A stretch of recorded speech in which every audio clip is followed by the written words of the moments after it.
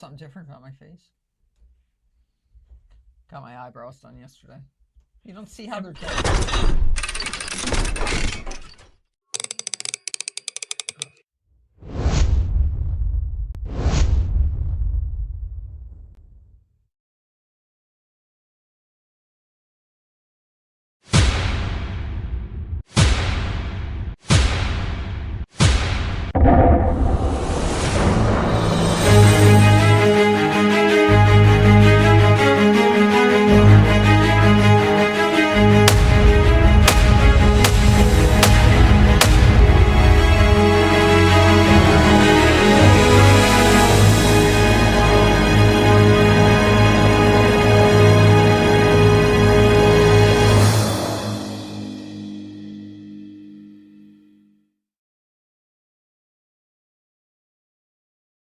Are we doing the opening?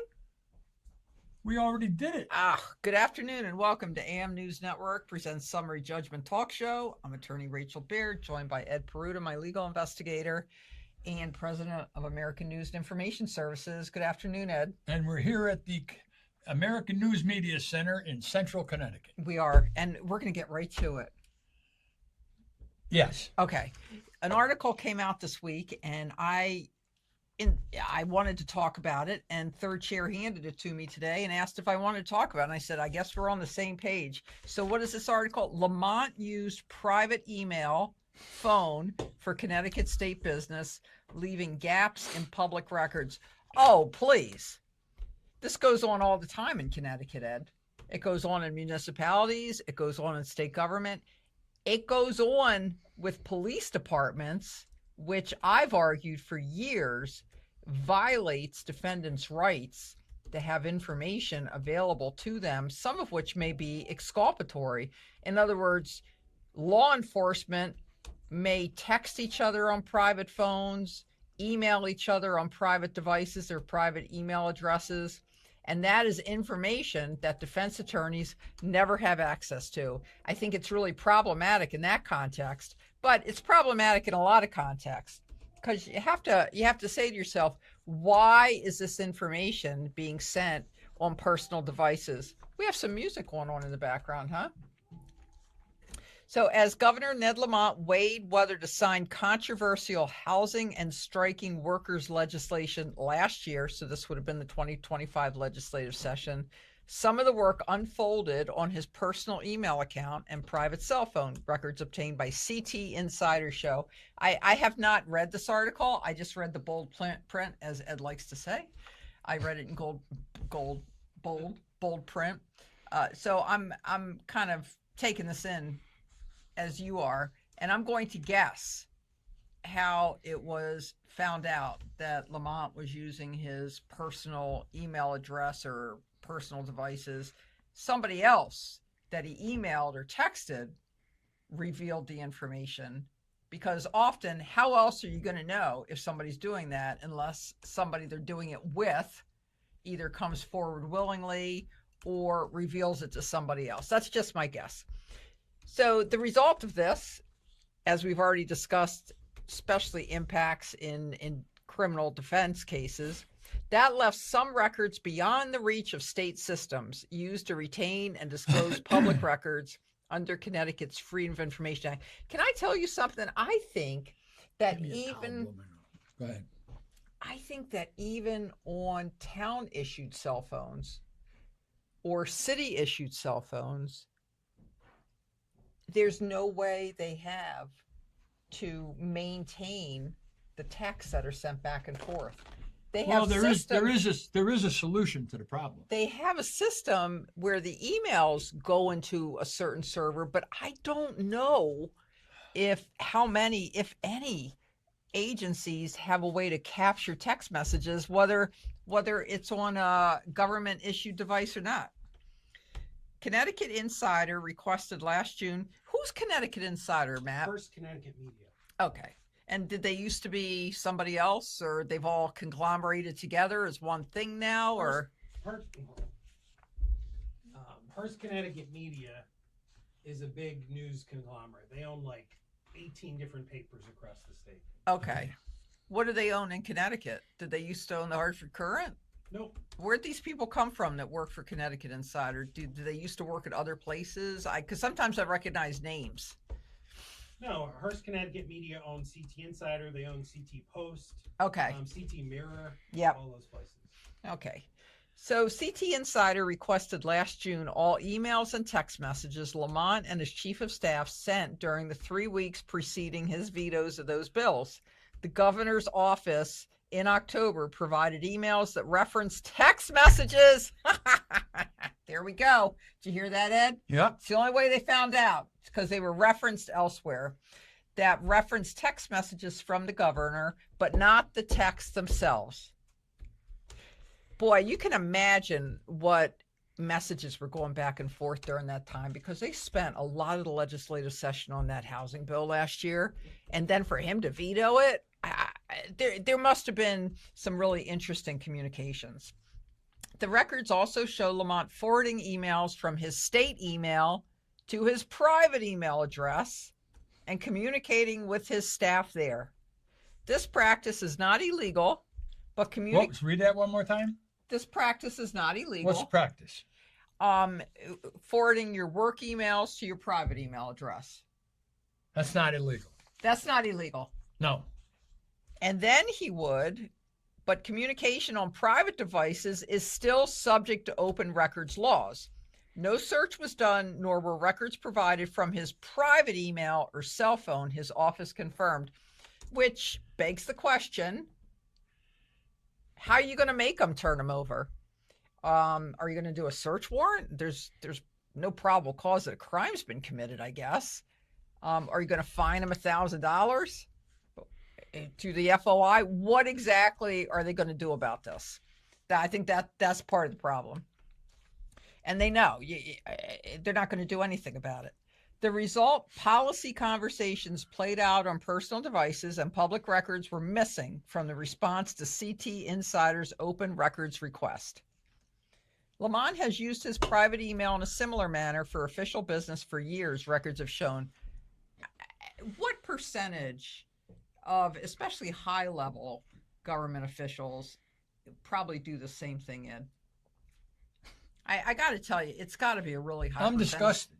Now, number one, it doesn't necessarily mean it's shady. Sometimes it's just for convenience. Sometimes it's just, you don't feel like opening up your work email or doing whatever. It's so it's not necessarily that people are trying to hide things all the time, but it's just more convenient, and they're taking a shortcut. Can I add something? Okay, you may. I think the point to be made here is you shouldn't be negotiating multi-million-dollar contracts on the same phone that you're playing Sudoku and Words with Friends, right? I mean, you need to, it's like I started my business just this year. Even I know you shouldn't be commingling your business funds with your personal bank account funds. It's the same principle. Is it illegal? No. But it's not the way to be transparent. And you guys might be interested to know, when the governor does his press conferences in his office and he sits in front of that nice big desk, there's a big picture hanging over his head. And that picture is a Norman Rockwell painting. And it's called The Right to Know. It's a picture of a bunch of citizens standing around a governmental desk waiting for answers. And Governor Lamont has that hanging over, it's the main picture in his office, hanging over his desk as a symbol to say, I am transparent. And then he's going and he's doing this. So, is that a picture that has hung over every governor's desk, or that's his personal selection? Personal selection. Interesting. Thanks for that inside view, Matt. Of course. We appreciated it. Experts say such practices complicate public access. Well, they do complicate it. They not only complicate it, but prohibit it. You're not supposed to use, oh, here we go. You're going to get me started. I didn't know she was mentioned in here, Ed. I don't have anything against her. Is the lieutenant governor? No, you're not supposed to use a personal device, Public Records Administrator for the state of Connecticut, Leanne Power, said during an interview. those who are using their personal devices. We always say that it's discoverable, so they would have to produce those records. Why are you upset? Because we were involved in a similar case where She issued that decision based on our request. what decision? That decision. That's a document. What decision?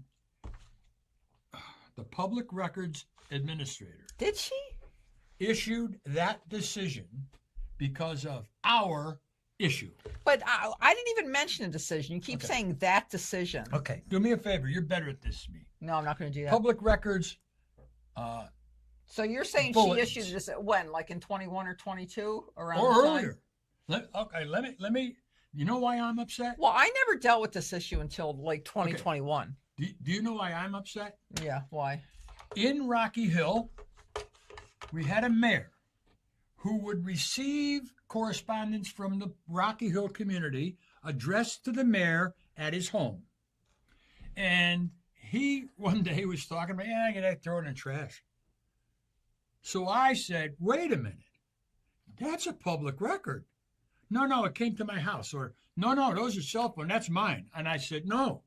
And I went to FOI, and the public administrator at the time was Eunice DeBella. So that's how far back it goes. And she ordered the town of Rocky Hill. There's a decision and a bulletin. Okay. That she told them any email or text message or correspondence that you receive on a private device or at your home, you can't throw it away. You have to take it, and when you go to town hall, give it to the manager or the clerk, and they have to be kept in a fireproof file cabinet. I'm asking right now, when was that decision, or when? That's what you were looking for? What's final decision? 2024. That's 2014, and that's an FOI decision about something else. So yeah, If that's you not search related. FOI for Peruta v. Rocky Hill Okay. correspondence, I'll do it. I'm pissed. Power Now I'm le- pissed. Power leads the state's Office of the Public Records Administrator. Yeah. I read that wrong.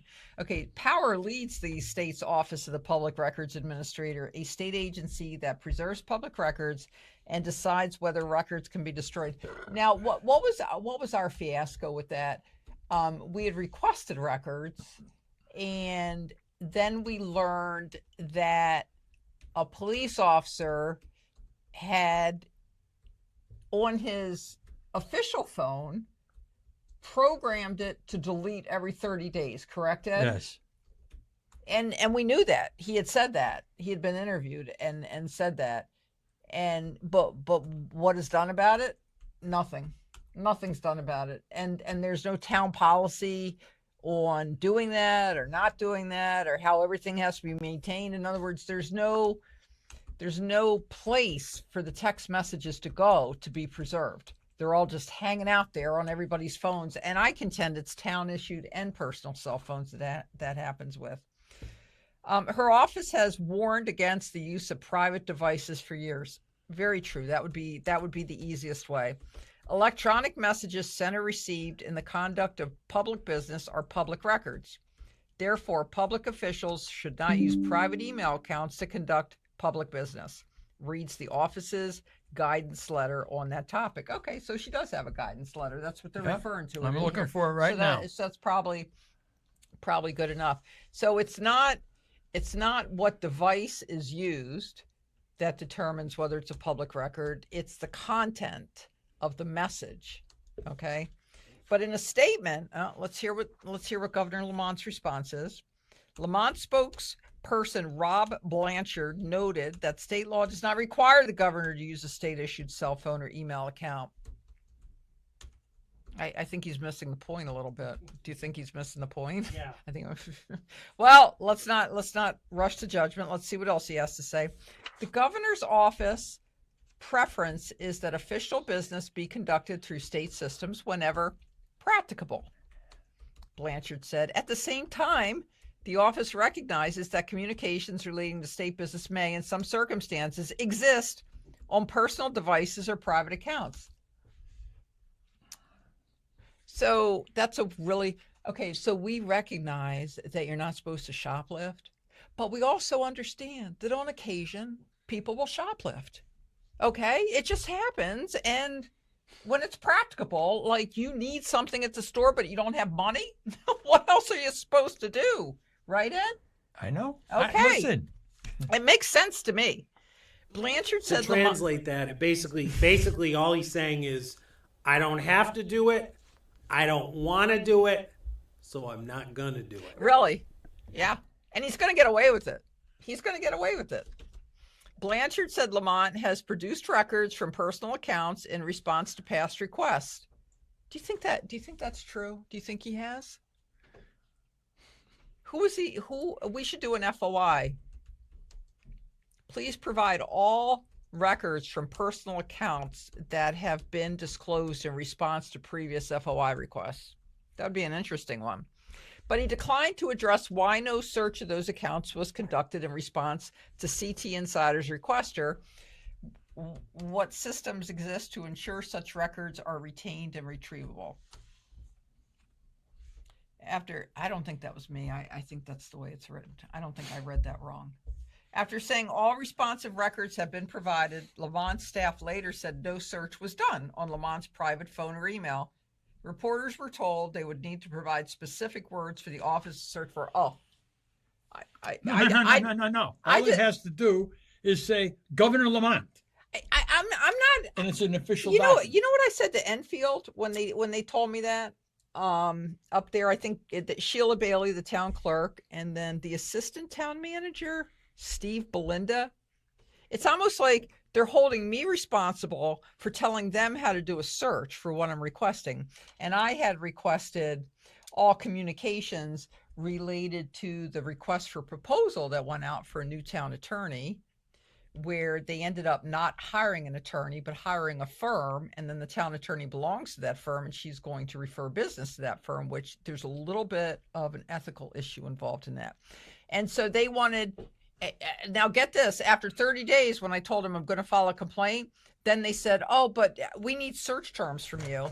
Search terms? How about town attorney, RFP, whatever, between November 1st, 2025 and February 2nd, 2026, when she was appointed. How about that? Not hard, not difficult. So yeah, and then I can imagine when you go to the FOI and you don't get the FOI commission and you don't get everything, they say, well, these are the search words they gave us. It's all on her. It's not my system. It's not up to me to decide how to use that system. State Senator Doug McCrory, who has been linked to state spending under question by federal investigators and a state-funded audit showing he directed $1.7 million to a close associate for questionable expenses and work that was never done, has also failed to produce work-related records from his private accounts and phone in response to CT Insider that could clarify the matter. Oh, okay. So is McCrory under investigation? Yep. And so they got his emails or text messages. Do you have my email that I sent to Enfield? I don't, but I'm going to talk about this first. So because this kind of bears out what we discussed at the very beginning. So it took the FBI, correct? You got a graphic, a lower third. So it, What? okay, I'm going to get mad if you do that. Don't. Okay? I'm talking about this issue and it's really big. Okay. Now, McCrory is under investigation by the FBI, right? And so they had the power and authority to go in and look at his stuff. And that's how they found the other stuff about Lamont. And but for that, we would never know. So bad luck for Lamont that it worked out this way this time. But you know what? It's like speeding. Most of the time, it's fine. It's so rare that you're going to get caught speeding, and I'm not talking about 100 miles an hour. I'm talking about just a little speeding. It's so rare that you're still going to do it.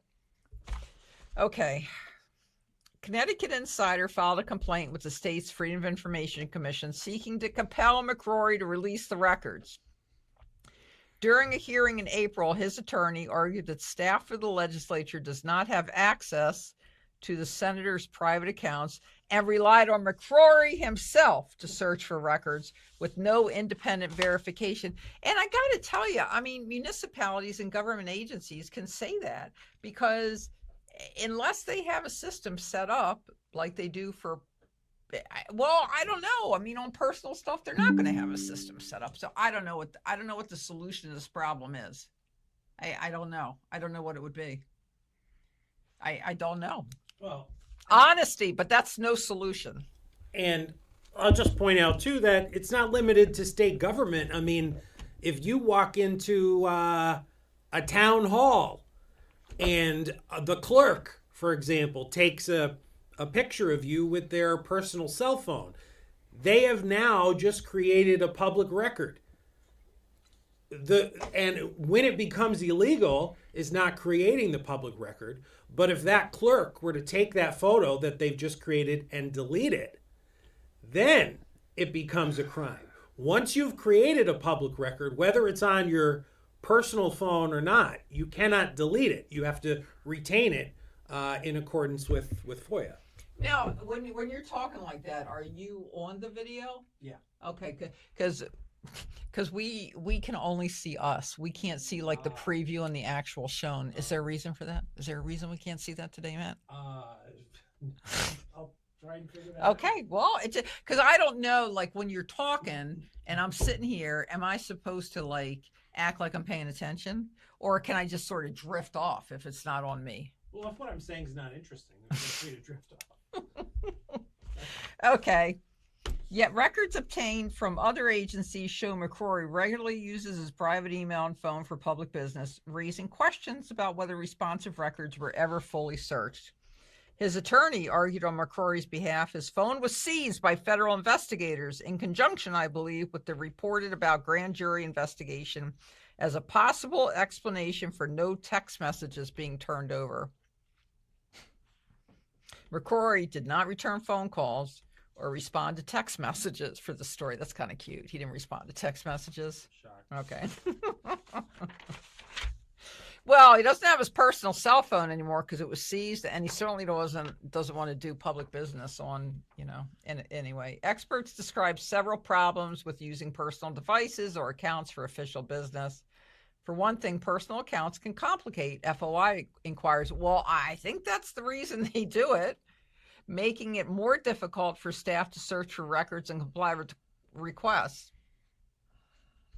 Okay, that's like saying somebody, commits a robbery and they drive away, which makes it more difficult, for the police to catch them. But that was the intent all along, to drive away so the police couldn't catch them. While state laws do not prohibit using personal devices and accounts to conduct government business, the FOI has consistently ruled those communications are subject to disclosure. This is interesting. Connecticut Insider, this is a long article, isn't Yeah, it? Pretty detailed. It's just going on and on and on. Doesn't it say something there about OPM and how they were brought before the FOIC, Who? Office of Policy and Management? OPM was brought before the FOIC. Oh, so First Amendment advocates say the governor should set the tone. I like that. Oh, here we go. At the national level, officials from both major political parties have faced scrutiny for how they store their data. Secretary of Defense Pete Hegseth came under fire for sharing classified information in a group text on the messaging app Signal. Hillary Clinton was criticized during her presidential run in 2016 for storing emails on a private email server while she was U.S. Secretary of State. Oh, in Connecticut, the governor's top utility regulator, Pura, what was her name again? Marissa Gillette. Yep. I saw her testify to keep her job, but then she lost it.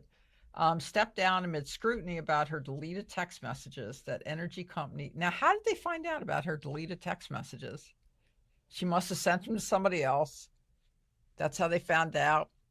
And when they came to her to get them, whether they were deleted or not, they were deleted. Because you know what I always say, Ed, there are some things that, and I don't advise people this, but I think I was talking about Hillary Clinton at the time. I said, whatever heat she is taking for for deleting them or whatever she says she did, it's probably better than if she released them. It would be 10 times worse if she released them. I don't know whether he has a plan. Oh, an open question, Jacqueline said, is whether the governor has a system in place for retaining and retrieving messages created on private accounts and devices. What systems are there? Are there such systems? How would that system work? You text on your private phone and then you like press a little button to say, okay, upload to over here because that was business. Anything can work in this day and age. I would assume they could make up something like that if it doesn't already exist. The governor has used a private email address for years for official business and does not have a state issued phone. A Connecticut insider. Oh my God. His chief of staff also does not have a state issued phone. Oh, that is so suspect. That's not even trying. That's not even trying. Ned Lamont at AOL.com. No. It's probably not it. That'd be awesome. I just feel like the governor would be someone who has an AOL. I got to account. tell you, AOL to have an AOL address now is really cool. I mean, it was so like uncool for so long when all the other ones were coming along. You still have one. It's very cool. Lamont's use of a private device for state business creates a very awkward situation in the event of records request, as he or a staff member would have to comb through his private messages to find responsive communications. I don't want to go into detail about this, Ed. I don't want to name names. I don't want to name towns, nothing, because I don't want to go down the whole road of this. But I will tell you that we managed to obtain a lot of text messages at one point in a case. And those text messages, they were from a municipality, town manager, blah, blah, blah. And they were just wickedly offensive. Just like rude and talking about women and making fun of, people of color and just outrageous. And there was something that didn't make sense in there. And we said to the attorney, I don't think they're all here. I don't think all these text messages are here. Gaps. It looks like there's gaps.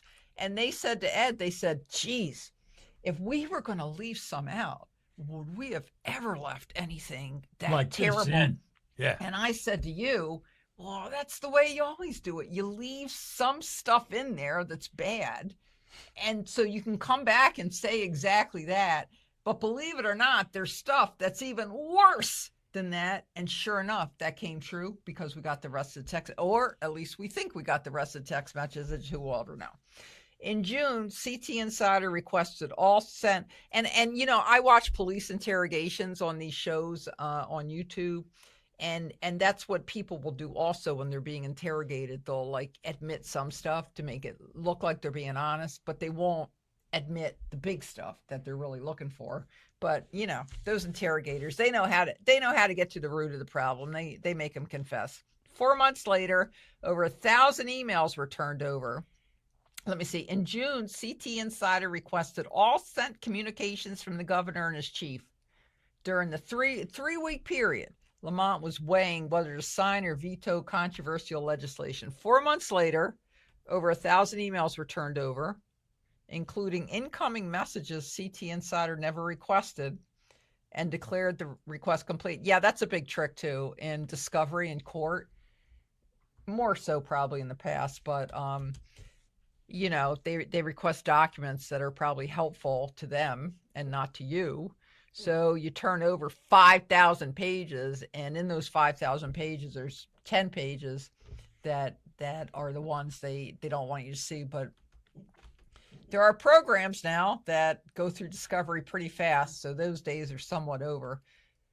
Okay, so they turn over 1,000 emails. A lot of them. CT Insider identified gaps in the response. So predictable. Including missing emails and text messages from Lamont's private devices and accounts, and sought confirmation whether any records had been entirely withheld. In one instance, Blanchard referenced a statement drafted based on Lamont's feedback by text, yet that text was only provided to CT Insider after asking for it. Okay, let's go through here, see what else interesting we can find. Lamont, a Democrat in the final year of his second 4-year term. Is he running again? Yes. He is, okay. Oh, why not? Has long projected a public commitment to transparency. A message oh boy, did you read this already? Yeah. Oh, okay. A message reinforced for anyone who steps into his office or visits his official website. We got The Right to Know painting by Norman Rockwell. Is it an original? Good question. I don't know. Portraying the view from a government desk as a crowd waits for answers. Okay. You know what? I got to tell you, Matt, I am not good when people print on both sides. Oh, are you Especially, doing that? yes, I think I reread a couple things, especially when the pages aren't numbered. Oh, I have no idea. Okay, I'm assuming that I haven't read this yet because apparently it's the last page, so we'll just skip to that. Okay, somebody named Bezadin. I don't know who he is. Ooh. Let me look. Oh, here's OPM. Yeah, that's interesting. Okay. In a separate FOI complaint filed by CT Insider, officials at the governor's Office of Policy and Management argued they can't release budget requests made by state agency commissioners because those requests are not retained. So DMV sends in a budget request to OPM, and OPM says, trash that. At the hearing, the governor's attorney objected to answering questions about that destruction because the watchdog agency has no jurisdiction over the matter. Now, yeah, we ran into that. So Freedom of Information Commission has no jurisdiction over allegations of destruction of records. Who does it? State's Attorney's Office. No, well, the Public Records Oh, Administrator. yeah. Yeah, because she sent us to FOI to resolve that before we came back to her Yeah. alleging She destruction of said, records. she said to us that she needed an opinion of FOI that they were public records. When she had that, then she would issue a directive. And she did. And I believe that you can even find it in the Office of Legislative Research. I'm not sure I knew that. Yeah, there's an OLR on it, I believe. You know, I learned a phrase the other day. Mm-hmm. And I was talking to a retired sergeant of state police. And we know two of them. And there is something called a read and sign document.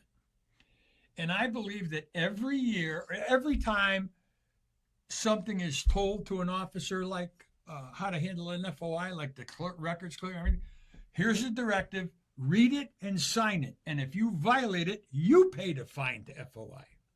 Now, I'm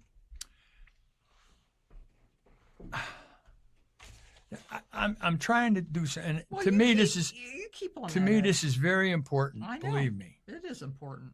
Okay, that's the one I want right On there. February I want 25, it to be the printed. FOIC unanimously voted that the governor's budget office violated the state's open records law. Their decision cites an inadequate search for the budget request records and that the agency appears to use software that is not compliant with state law that requires computer stored public records to be retrievable. Oh, man. Okay, so do we all know who is it a secretary? It's a secretary of the Office of Policy and Management, right? It's not a commissioner. Correct. Jeffrey Beckham. Yep. Yep. Okay, so Jeffrey Beckham was the secretary of OPM when they were trashing requests from agencies regarding their budget requests, right?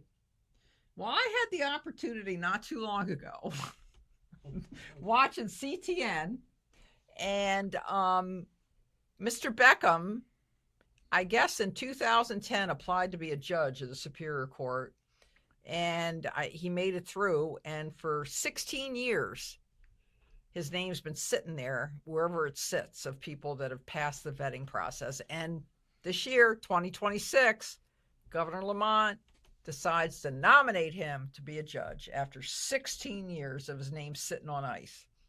And I was watching his nomination hearing before the Judiciary Committee, and it was so crazy.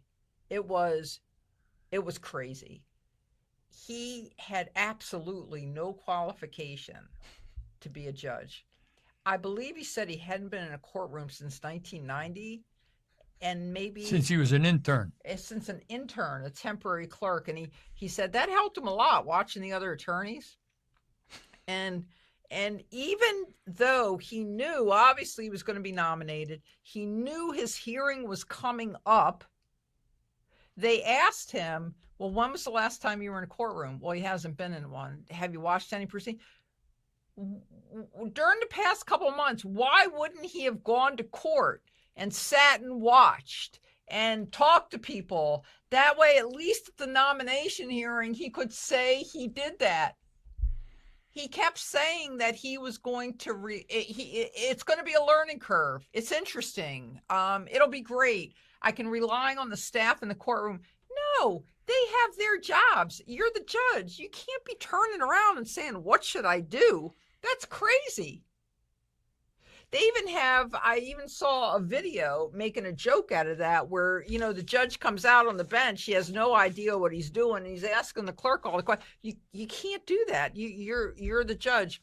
And it was one of the most interesting things that came out of that hearing, I thought, was Craig Fishbein, who is he's a House rep. He's a rep, state rep. Yeah. And he said, I'm tired. I mean, I'm not quoting him, but it was basically, I'm tired of people at judicial coming to us and saying, what are we going to do with this person? Which to me, I took that like they are sending people through to be judges. And then when they get to judicial, people are like, oh my God, where are we going to stick this person out of the way who doesn't know what he's doing? How long have we been on? 37. 37. Did you find what you need, Ed? It's going to the printer out there. I'm going to ask him to run out. You can ask him to run out. Well, let me close this out. Okay, We're no, almost go ahead. done. I think we might be done. Oh, anyway, so OPM, I guess, was that was my point. Clear, and he was going to be. He's not anymore. Governor Lamont withdrew the nomination, and so he's not doing that anymore. Okay, let me see. Okay, here's advice from somebody, I don't know who it is. Bazaden. In general, separating your personal cyber ecosystem from your professional cyber ecosystem is considered just decent cyber hygiene. That's a lot of use of the word cyber in one sentence. Lamont's spokesman declined to answer questions about cybersecurity experts' concerns about the use of private devices, or say what protocols state cybersecurity staff have set up on the governor's use of zero. State information remains subject to applicable security and records laws, regardless of the device used to access it, Blanchard said. Well said, Blanchard. I don't know if it's Mr. or Ms., but well Can you see if said. the printer is done printing? I think it is. I think it's done. Hold on. Ed, what is your analysis of the whole situation of Ned Lamont's attitude towards public records and FOI?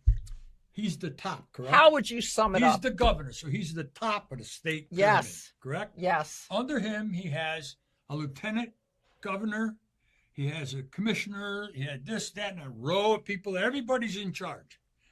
I want to debate any public official other than FOI officials, any official at a public debate where you pull the town out to debate. In other words, You want to debate? no, I want to debate Oh, anybody. you want Anybody. Do you want I want to wait. debate. I want to debate the manager of the town of Enfield, Okay. the town clerk of the town of Enfield, the mayor of the town of Enfield. I don't think I that's want to gonna- get no. I don't Listen, think I want to that's get. gonna happen. I want to get people and ask people in Rocky Hill. I want to ask people in Waterbury. I want to ask people. What about Bridgeport when we just or New Haven? We went to just purchase a map. Yeah, I Okay? I don't think any of those things are going to happen. No. I just want to let you No. know. Let me tell you something. Okay. I'm going to begin a one-sided. gotta be realistic. Listen. I'm going to begin a one-sided conversation Oh, but with That won't be new. with public officials. I'm going to name the town. I'm going to name the individual, and I'm going to tell people, give us your email address, and I'll send you some official questions to ask as a. Wait, hold on a minute. They got a word for it. What's this called? A forum? town hall No, forum. they used it in the language. The person that does internet reporting, they call it a certain name. Like a blogger. Blogger. Okay, and if you're a blogger, okay, I'll send you a list of questions. Then on a show, I will tell you what town to give it to. Boy, I'm okay. so confused. Okay, stop. Yeah. What town? Oh, okay. Where does Tom, the new cameraman, live? What town? I'm not saying. Bethel. Okay, Bethel. Bethel. Let's pick Bethel. And say this person, Tom, Let's stop. calls us on the show It's right outside of Danbury. and says, Mr. Peruta, Attorney Baird, could you please help me understand FOI? Okay. Tom, what we're going to do is we have a list of questions. They may be numbered 1 through 10. We're going to send you that and the law for every one of those questions. And then what does Tom do with it? He's going to submit to the town and ask for an answer to, what like are that. you doing? I like Now, that. I'm going to give you an example. Do you remember that mailing we did? Yes. It had to do with whether municipalities. Okay, don't get here. We had first class mail to everybody on a voter list. No. It was to one. Oh, to the town clerk, Yeah, selectmen or mayors. Yeah, you're right. yeah. It wasn't 169 even. Because they don't have that many police departments. Well, yeah, but it was a lot. And the issue was when you apply for a pistol permit, they do a background check. Correct. And they charge you $75 to do the Connecticut State background check, right? Yep. Well, you're the one doing the investigation.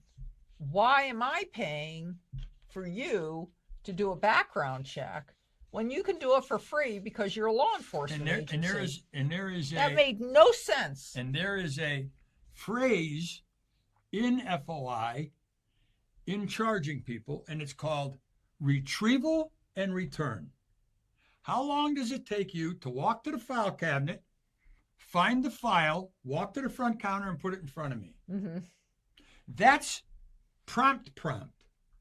Now, you know that I had an FOI complaint against the town of Rocky Hill. I had probably 100 of them.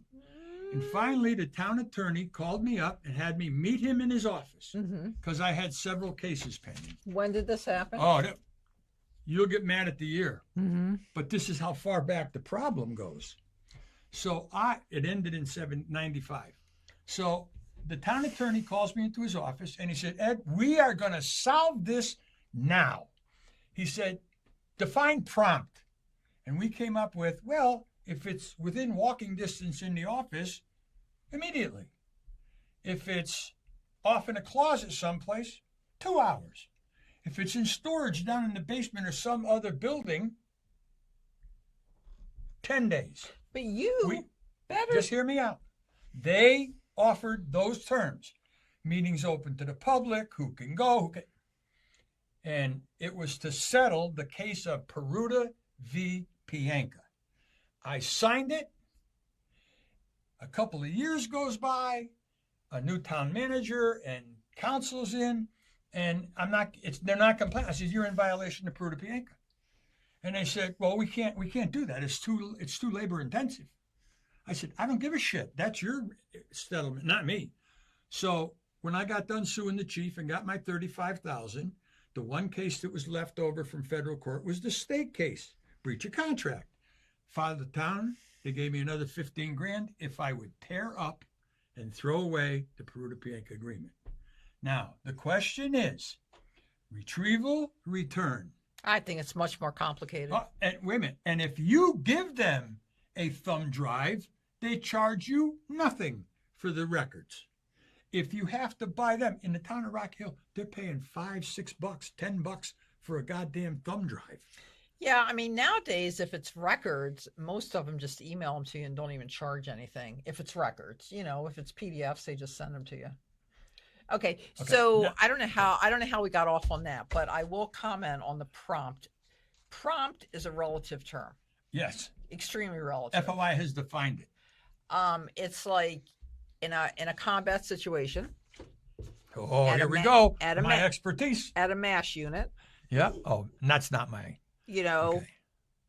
what is prompt treatment? Well, it's triage, and it all depends on how much you're hurt and how much other people that are also there are hurt.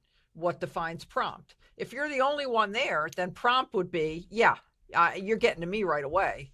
But if you're one of 10 there and the other 9 are injured more than you are, then prompt is, well, we're going to get to you when, we take care of the other situations. And I think in a work atmosphere, let's say you walk into the town clerk's office and, there's somebody that was there looking at land records who's having a medical emergency. Well, certainly the person isn't going to leave that person in land records having a medical emergency and run to, put your device into a computer and download documents. Do you agree? Do I listen? Prompt is relative. I don't expect somebody to have to drive. I'll give you an example. Washington Navy Yard. I wanted the debrief file for the POW who was captured standing next to me. And they said to me, he doesn't exist. He's not there. So he flew to me from Salt Lake City. We drove down in my car. He was outside of the door. And I said, yeah, I'm back again to see Billy Teleferro's debrief file. She says, there is no POW by the name of Billy Teleferro. I said, Billy, could you come in here a minute and show her your ID card? We've never had a POW come in and ask for the records before. They had to drive to Suitland, Maryland, where all of the POW files are located under the authority of the Air Force. They wouldn't let me in to look at it. They wouldn't let Billy take in a tape recorder, a camera, a pencil, or a pen. And he was able to go in and read his own debrief file. Mm-hmm. And he didn't even know it existed. Mm-hmm. But never mind. So all I'm saying is I'm not going to pay you to drive to I don't need to pay you to drive to Middletown and back. That's not reasonable. And if it takes you 2 weeks to get down there, that's not reasonable. A couple of days, I'll give you. 5 days, I'll give you. But after 5 days, no. Now, I've asked a question, or I'm asking a question. How many times has the Connecticut State Police been a respondent in an FOI complaint over prompt? How many times have they been to FOI over failure to comply?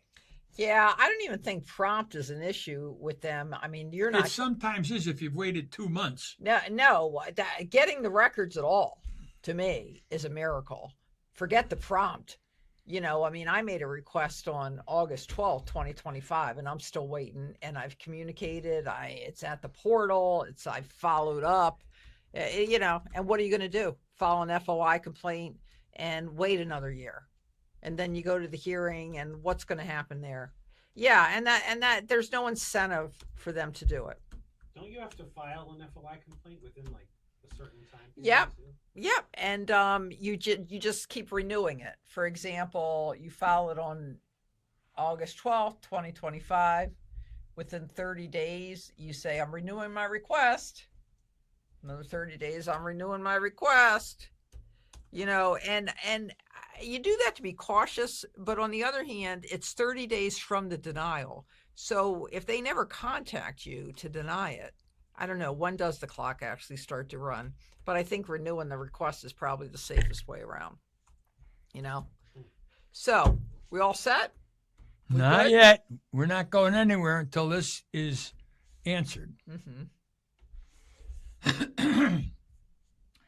I had a conversation with a former commissioner at the FOI named Cliff Leonard.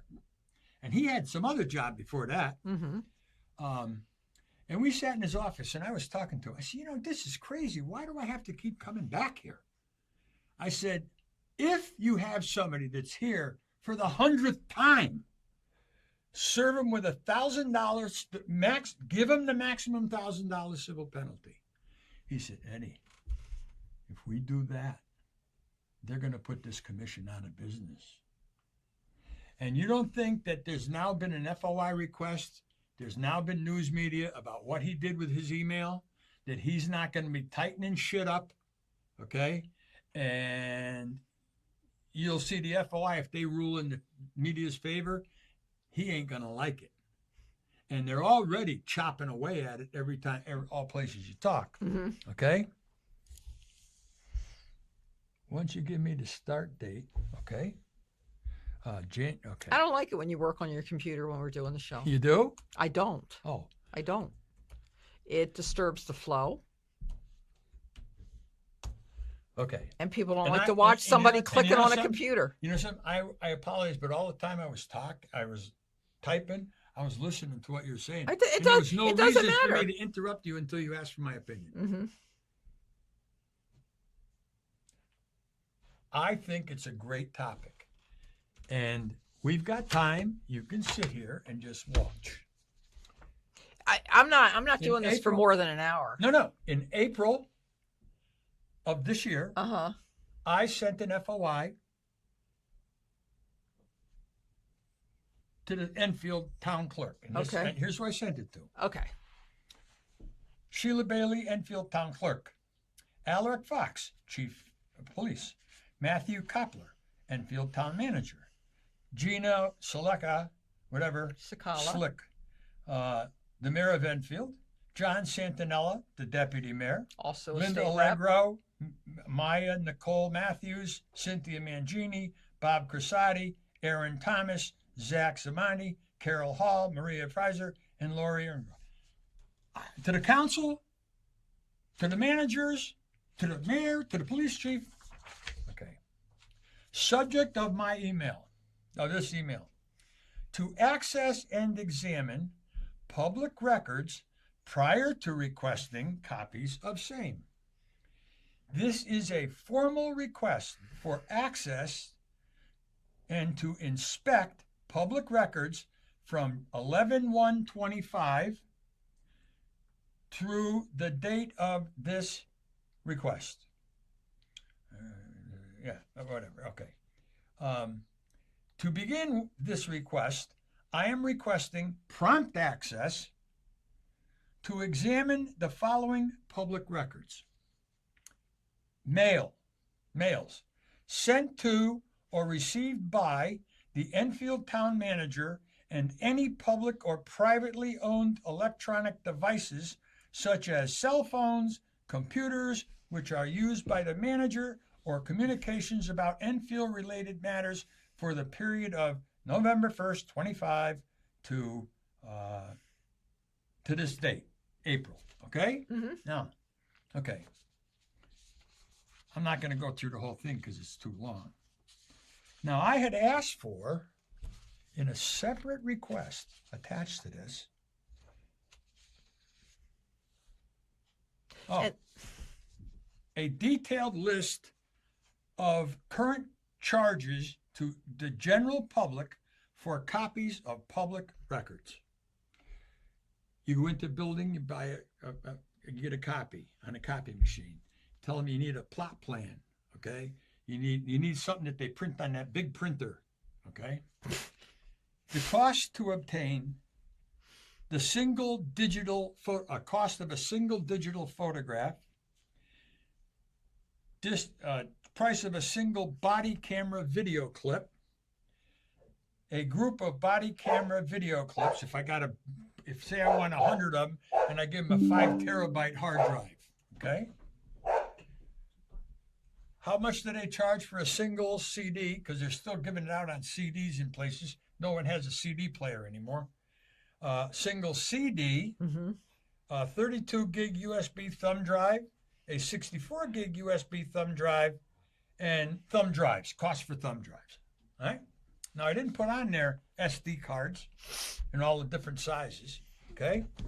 I am also requesting the records received and documenting the unscheduled request for an Enfield police officer to respond to and remain at the Enfield Town Council meetings held on February 2nd and February 17th, 2026. So let's talk about that, because that was kind of interesting. This request may end up on Enfield Public Access. You got to be careful, okay? I asked for Enfield police officer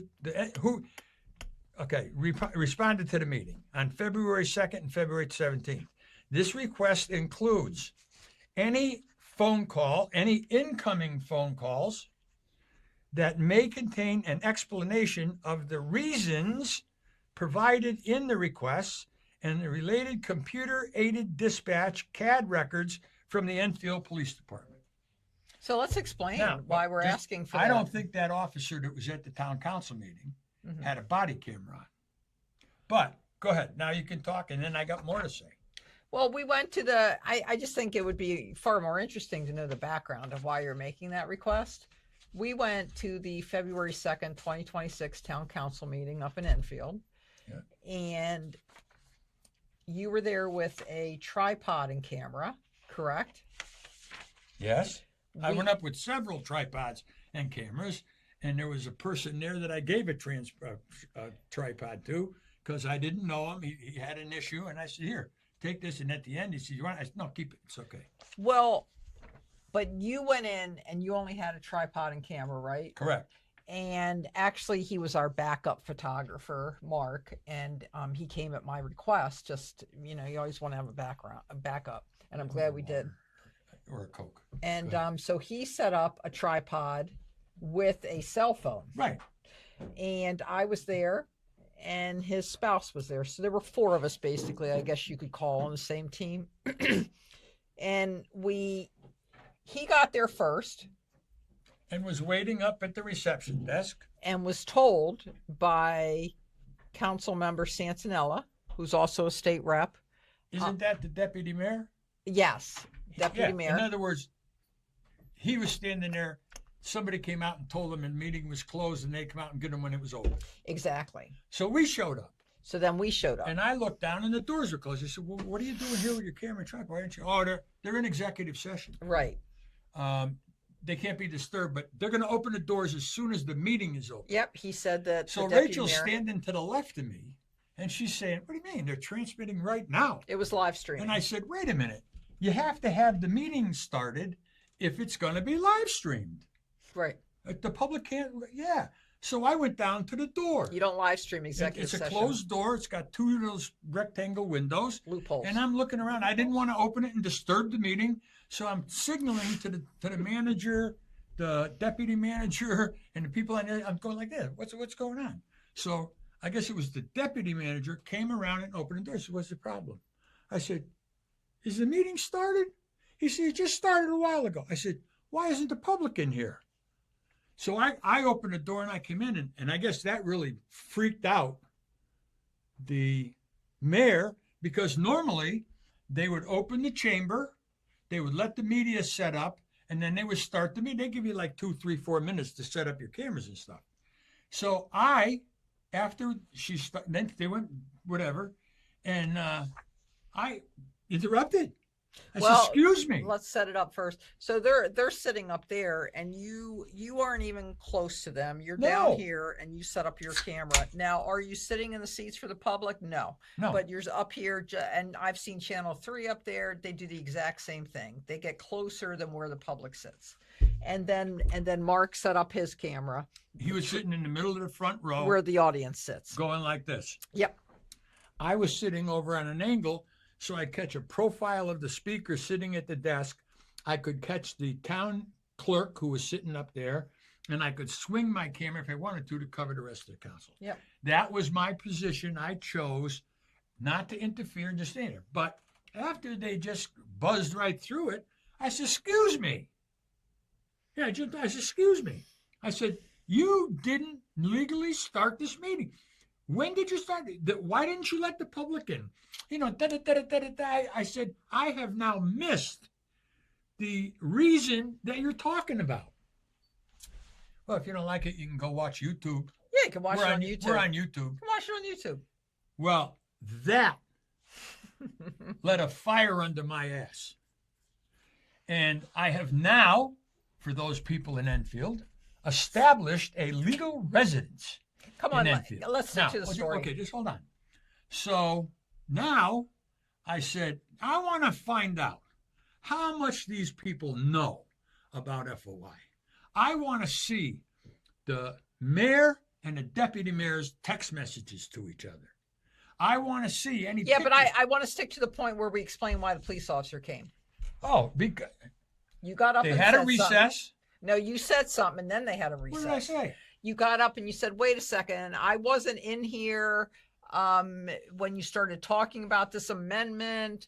The doors were closed and blah, blah, blah. Yeah. And that's not right. That's a violation. And I kept talking after she told me to shut up. She said it wasn't the proper time, that you would have a chance to comment during the Later. public comment session. And then When public comments. Yep. Santinella got nervous. I could see him visibly nervous because he knew this whole fiasco was his fault, because he had the one who had told everybody to stay outside and then didn't open the door when the meeting started. And I could see him getting nervous, the arms crossed, and then he leans over to the mayor, recess, and they took a recess. Right. Okay, so that's what And happened. at some point in the meeting, he leans over to her, and you can see that he's writing Writes a something, note and to her. she's reading it. But wait, I have a question. If the mayor said to Ed, "You'll have time to speak during public comment," how come they didn't allow Hold on. him? Well, we're not there yet. Hold on. So I wait through the public hearing. Wait a Not a- second. not a- The cop arrives. Let's stick to the this cop part. gets there. We go after recess, the cop arrives. Yep. So that's what the recess was about. And he's standing in the back of the town council chamber. And you think he didn't have a body camera on? I don't believe he had a body camera, but maybe he did. I hope he did. We don't know. Okay. Yeah. So I sat there and said, what's this all about? Because I used to be a cop. I know, I've been in a lot of meetings. I know when the cops are there, they're there. If they're not there and they show up, there's a reason they show up. You know, somebody got an arrest warrant on, and you know, what's going on? And didn't we have to sit through all the boring stuff to get to the public comments? It was brutal. It's okay. It was Look, brutal. It's okay. Look, I'm just going to But say. then what did they say at the public comment? Mr. Pruda, I'm sorry, but you don't have a right to speak. You're not a taxpayer, or no, you're not a voter or a resident. But what if I have a piece of property and I pay taxes? Yeah. Okay, but hold on. And I got to tell you, See, I think went to the Supreme Court on an issue. But that's not a law. I went to the Supreme Court of the United States on an issue. What is a domicile and what is a residence? And here is what the law says. talk about A boring. person may have more than one residence, but only one domicile. That's what the law says. In Connecticut, that came up because there are people who live in the Northwest Hills that are very, very rich. And the husband goes down to the city and works on Wall Street Monday What through is Friday. this 1950 Mad Men? What are you talking What? about? The rich people in Litchfield and the husband go. I guess the No, wife. I guess stop, the woman stop. shopping. The more wealthy people in Northwest Connecticut, a lot of them have jobs on Wall Street. And they go down there and they have a week apartment and they go to work, and then on Friday nights they come home for the weekend. The question to the pistol permit is he entitled to this is what the issue was. Is he entitled to get a permit in the state of Connecticut if he's got an apartment in New York? What if you're homeless? What if your domicile's a bridge? No, hold on. Right? Exactly. Now, the other thing is, I don't know we what had they do. another person. That'd be a good test We had case. another person who had a home in Rocky Hill, but he also owned a cottage at the beach. And so the beach is telling him to go to Rocky Hill. Rocky Hill's telling him to go to the beach. The guy in New York or upper northwestern Connecticut had to fight, So Matt and I had a conversation Go ahead. after that meeting about whether that violates the First Amendment, that you could not speak. And you can, I researched it, but I believe in your case, they had the right to eject me from the meeting. No, They they had the didn't right. eject you from a meeting. They just told you couldn't speak. Well, that's like telling me go home. No, it's not. Okay, You could, okay, being okay, ejected from a okay, meeting is a okay, big deal. okay. You were not Well, ejected that's from a happened to me meeting. before. You were not ejected. I believe that in your case, and I do have a notice of intent to sue, which I've never served on them, but we have time.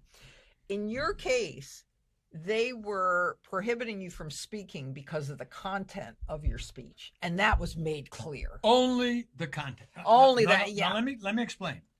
It started with And that is a it constitutional started violation. with a violation of my Constitution, First Amendment constitutional rights. And here's where it is. They started a public meeting. They were dispersing information to a camera to YouTube in the community. But they prevented 5 or 6 people in the hallway Yeah, there were others because there. we were there to record it. So we were denied access to the first 3, 4, 5 minutes of a public meeting. Why? Couldn't you put in a FOIA request to see if Enfield has ever let anybody speak at a public meeting before? Yeah, I've done some Because then research. it establishes I've precedent. done some research, and I can tell you, I assure you, that if I go right now, if you live in Enfield, please send me an email, edperuta@amnewsnetwork.com. Invite me to establish a residence in your house, and then I'll have a whole bunch of residences. Oh, God. But I'm telling you that I think that we ought to have a segment where we ask people to call in and ask to do FOI checks. See, the FOI goes around and does a survey of towns, and they come out with all of these issues. Yeah. Okay, well, what the fuck have they done about them? Mm-hmm. Let me tell you. I have a Sergeant Marks in Middletown PD Records is trying to get back in touch with me. I may have time to get him today. And he wants to know what I want. And wait till I say to him, I want a copy of every traffic radar speeding photograph. They must be that's getting been those made. requests right and I left. know, but I'm Al. going to say I want it, and I'll give you a hard drive every month to get all of it. Mhm. Okay? Now, I even want the ones that the pictures didn't pass the test. Mhm. Because I had a conversation with a retired state trooper in Newington the other day, and we talked about it. And I said, look, here's the problem. If the radar unit is properly calibrated, and the camera is synced and it's perfect, it's to a 1/100000th of a no mistakes, okay? And a picture comes through, and I have to look at it. Okay, I don't trust the camera. Let me see. Okay. And then it comes down. And then all of a sudden, you see an off-duty state trooper not responding to a call going 95 miles an hour in a 55. Okay. Who gets the ticket? Or do they go, oh, zip? Okay. Because they can't destroy the public records. A public record that didn't result in a ticket is still a public record gathered by the public, gathered by the communities. So I'm going to be filing an FOI request, and I'm going to start with Middletown. Well, I think the answer to that question would be it depends who the trooper is. Because if it's a trooper that is not in good with the leadership, they're probably going to love that. Yep. And the use it. officer. But if it's another trooper who perhaps, knows things about other troopers who, kind of, then they're Okay. probably going to get Yeah, away with it. listen, So it all listen. depends. You're It all You're playing depends. the blue line. You're playing the blue line. What I'm saying to you is this.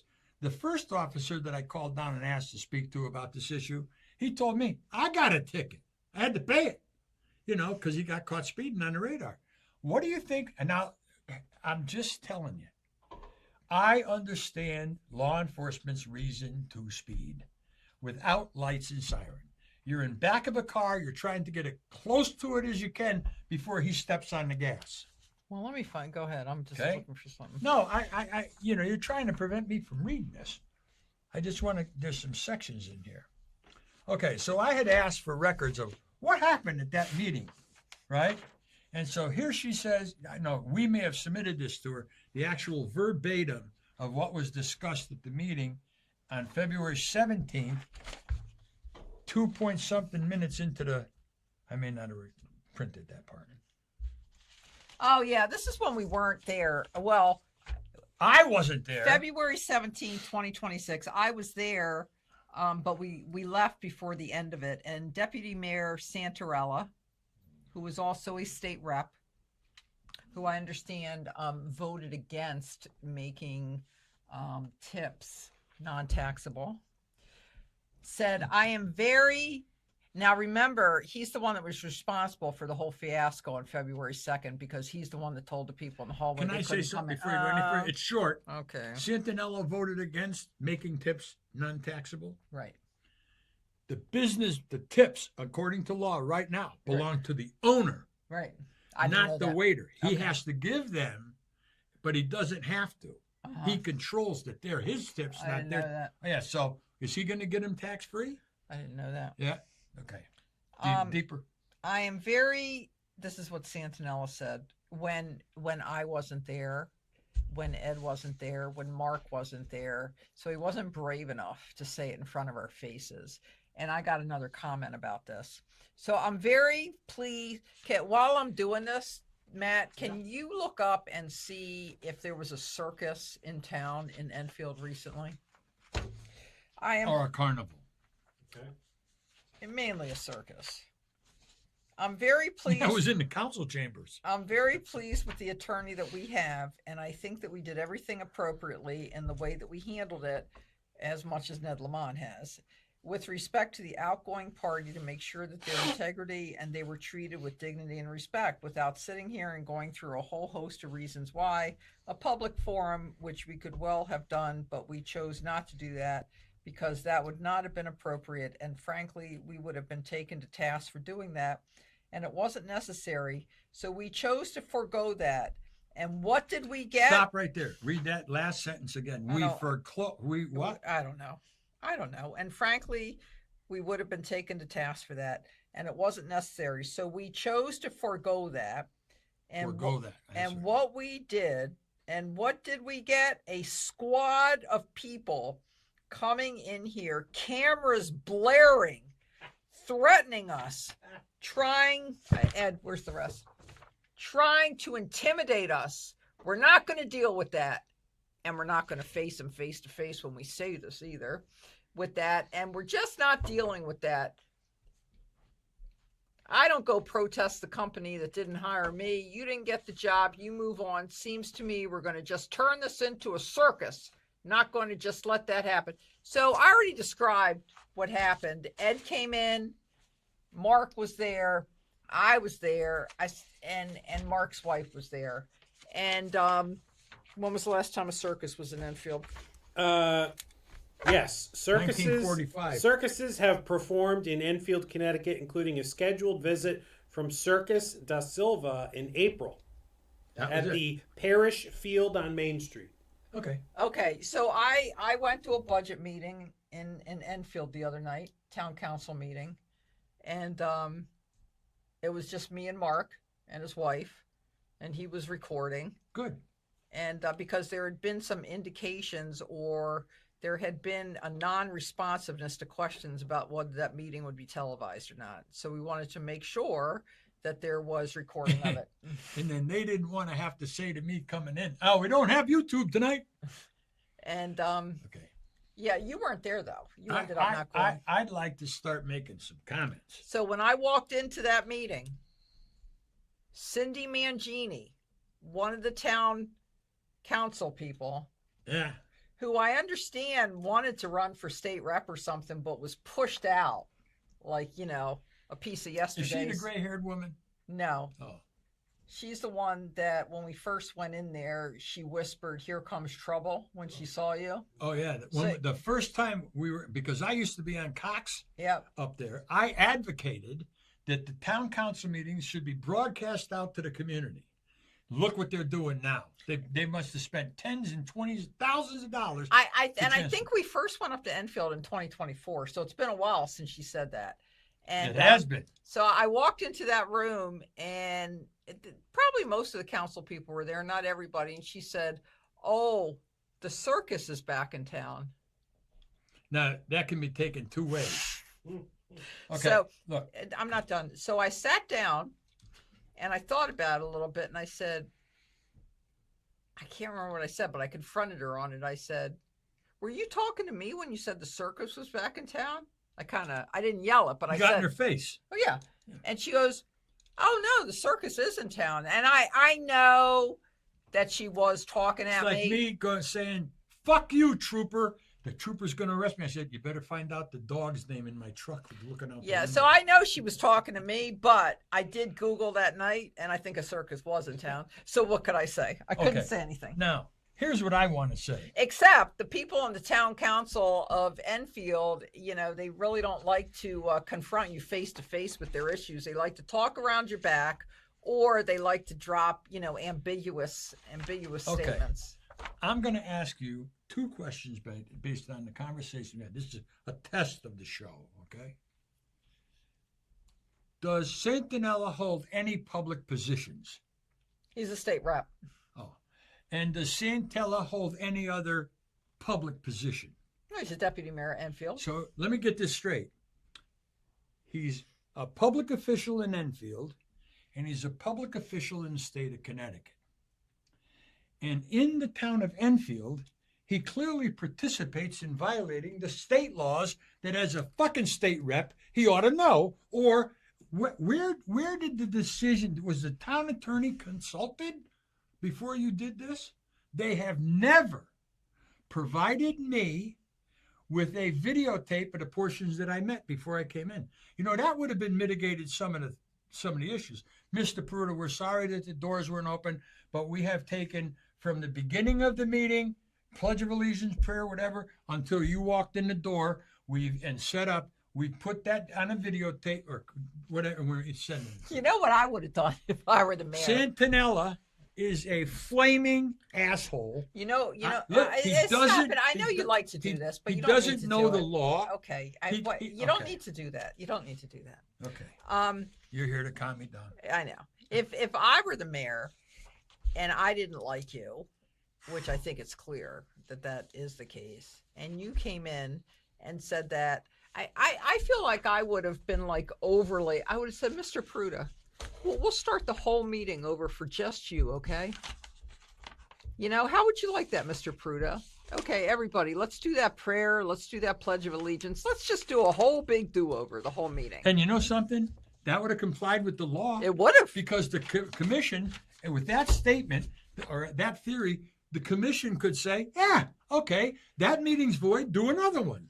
And I have asked for that actually. And can you imagine if I've gotten no response for, I think the FOI confirmed receipt of it. I have received You did? an email from Enfield. Okay. Okay. No, that's not what I'm talking about, Ed. I filed a complaint with the Freedom of Information Commission about the violation of the open meetings law. Yes. And, Yes. And I just got, okay, we got it. From FOI. That's it. Okay. Who cares? Well, you know something? What do you care? The evidence is very clear. They have the evidence in their possession, which is a videotape that shows the meeting starting with a timer, and it's going to go to how many minutes we were denied access into that meeting. But, the longer it goes, and I think we're already past the point of no return, the harder it is to say you have to redo the meeting because so many things have occurred based on that meeting. How do you redo that meeting? You really don't. Yeah, you can't give the Black Hills back to the Indians because we got too much in there. Very true. Okay, I understand. Okay, how long? I got work to do today. An hour and 18 minutes. Okay. Go the extra half hour or the extra, how many minutes to To a half hour? yeah. You got 12 more minutes. Okay, go ahead, Ed. I'll let you talk. No, what I'm trying to say is this: if there was a law, you want to straighten shit out. Any public official found in violation of the FOI who receives a civil penalty shall pay it out of their paycheck. Why are taxpayers paying for civil penalties? Why is the FOI Commission generating more business by not stopping people from doing what they do? Well, do you know the only way that could possibly happen Go ahead. is if you or somebody submitted legislation to amend the law? Oh no! Oh no! So why haven't you done that? No. You're the one that just taught me how to do it. Okay, just hear me out though. By the way, my bill, I'm very worried about the bill. I'm worried about the bill. Mine or yours? Well, the bill, Oh, our bill. the HOA bill. When's the legislative end? Sixth, the seventh. sixth. May 6th? Yeah, so That's next next Wednesday. Wednesday. On the other hand, though, I check every day what the Senate's doing. It passed in the House, by the way. It's Senate calendar number 364. So the Senate could call it. But they are like around the same numbers as mine. And if you look, like the last action was 410 on mine. There was one on there today. The last action was 47. So we're not like, Okay, but No, there's but- a lot that they haven't addressed. but I believe there's a thing in the legislature or law that says, okay, they can put 20 bills together, Right. like we did it in an election, Yeah. because there's really no opposition to Right. it. I pass one vote, have the chair cast one vote in favor of these bills. There's no opposition. But I'm still worried. I'd feel a lot better if it already been addressed. Obviously. sure. Yeah. Okay. That's Go good ahead. and No. bad. Well, Yeah. huh? When they put a bunch of bills into one, that's good and bad. What I'm saying is this. Why? Because they might not pass it. Yeah, if a legislator has something against one bill, but they like the other 10, they have to. I'll vote give you no. I'll give you another thing, another lesson in FOI. Rocky Hill, during my tenure, when I was really going hot and heavy, and they were going after Chief Schnabel, the town attorney at the time, Kurt Rogie, billed this community hundreds of thousands of dollars, but he was best friends with the mayor and best friends with the deputy mayor. And what would happen was, I don't think it could if have been hundred. if I asked the Wait, question of the town manager, We don't know if it was 100,000 or not. That's a lot of money. okay, I I find know that- it was at least 245. That's a lot of money. Okay, go back and check. Okay. I was there. So what happened was this, okay? I was filing FOI requests for like prompt, or failure. And in every bill I would get from him, he would have research prompt, or the decisions that were found against the town. So I went into town hall and I said, "Can I see the FOI decisions?" "Oh, we don't have them." "Where are they?" "Oh, Kurt Rogie, the law office has got them up by Mill Street in Weathersfield." So I said, "No, they don't belong. They can't be there." Public Records Administrator. So I said, "You should have in this building, or with the town attorney, current town attorney, a record, file books with all of the opinions from the first one to the last one. I know you got the internet now, but it's good to have you've been here before." Now, I'm going to say something because this is going to come up too. Who are you talking to? Chair 3. I know. Okay, watch. What are you doing over there? Just hold on. You're so Just hold on. interesting. Listen, I'm listening. just listen. I know. Okay, that would be the difference. Okay, here we go. I have to find out when the last case I filed at FOI was. I was with you. I was purchasing the computer history database, and it cost $1. What happened? This is a story. The Hartford Courant asked for the database. FOI said, or the state said, "Oh, we don't have the software to take it out." And so they said, "But it'll cost 30-something thousand to write the program." And at the time, the Courant said, "Okay, we'll pay the bill." So they had to write a system to pull out from the Connecticut State database, criminal database, all of the files that were supposed to be erased before they gave it out. Okay? And so I went in and I asked for it. And they said, "Yeah, that's going to cost you a lot of money." I said, "Why? He paid for development. I just get to use it." So I paid $1. But then they told me they could only run the program every 3 months, not every day. It was two.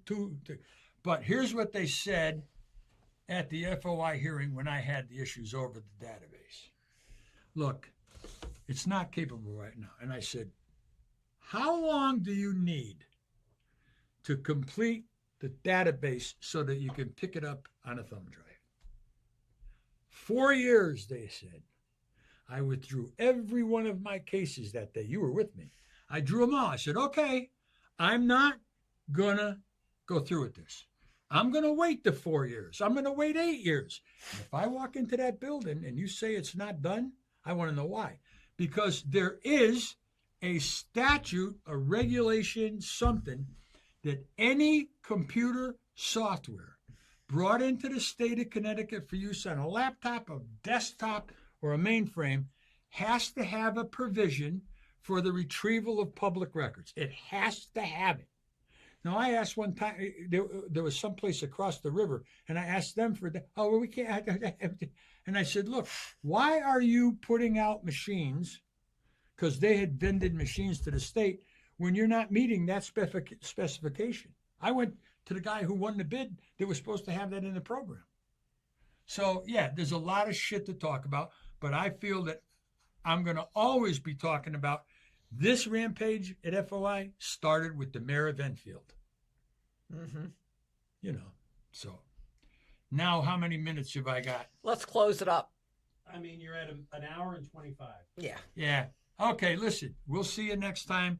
And I think she needs to wear a lighter shirt so she doesn't she's not a talking head sitting next to me. Okay, See you next listen, time. we're out of here. Thank you.